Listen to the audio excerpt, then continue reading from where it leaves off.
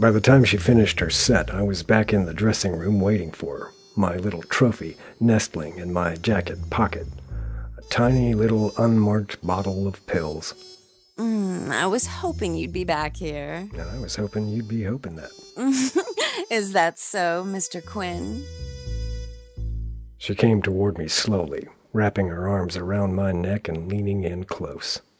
Or can I call you Harland? Oh, you can call me anything you like.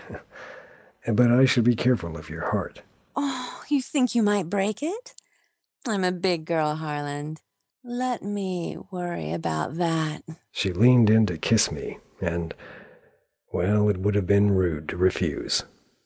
I could see how she'd gotten her hooks into old man Kendall, since it took a whole lot of effort for me to keep my mind on the game. There's something I want to show you.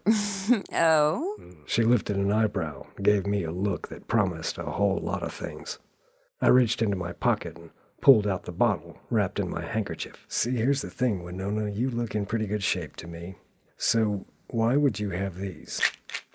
I popped the bottle open, let a pill roll out onto the dressing table, and picked up a book. The bottle went right back into my pocket for safety. What are you doing? Those are for headaches. Headaches? Yeah, right. I started to bring the book down hard, and as I did, she started moving as well, right behind the clothes rail. Not what I'd call the action of an innocent woman. The book hit the table with a resounding thump. Now see, this is what happens when you only read the label. It might say nitroglycerin on the bottle, but they don't put enough in the pills to be worth it. And since there's no label on this bottle, that means you had to know what was in it. And they only hand this stuff out for one reason, Winona.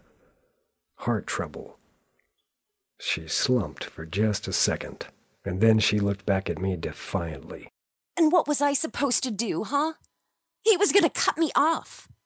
You think this shabby little place covers my kind of bills? He told me he'd put a little something in his will for me, so I figured I'd make sure I got it before he changed his mind. She came in closer. Oh, he deserved it. I was good to him, and he threw me away like some cheap tramp.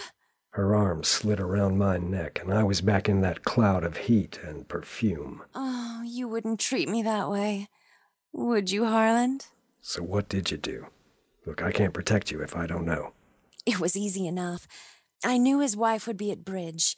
He'd talked about it often enough. So I dressed up like her, snuck into the house, and got him riled up till he popped. If he'd left his pills somewhere, it wouldn't be my fault, right? And then you got away just as she came home, came back here, and went right on stage. The show must go on, right? She kissed me again, when I could feel my head starting to swim. But you'll take care of me, won't you, Harland? You're the only one who even suspects a thing. The cops who questioned me earlier didn't bat an eyelid when I told them he'd left early. So why call on me? To throw suspicion on the wife? With her out of the way, I figured I could make a play for the rest of the will. There'll be more than enough for both of us then, baby. All you have to do is make sure the police look the right way, and then we can... Yeah. About that, I pulled myself out of her arms. It was an effort, believe me. Hey, Pete, did you get all that? The door opened to reveal Detective Pete O'Malley from Metro.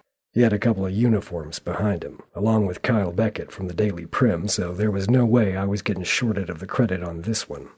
We heard it all, Mr. Quinn. Nice job.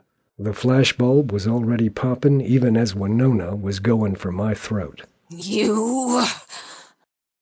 Yeah, well, you can guess what she said next.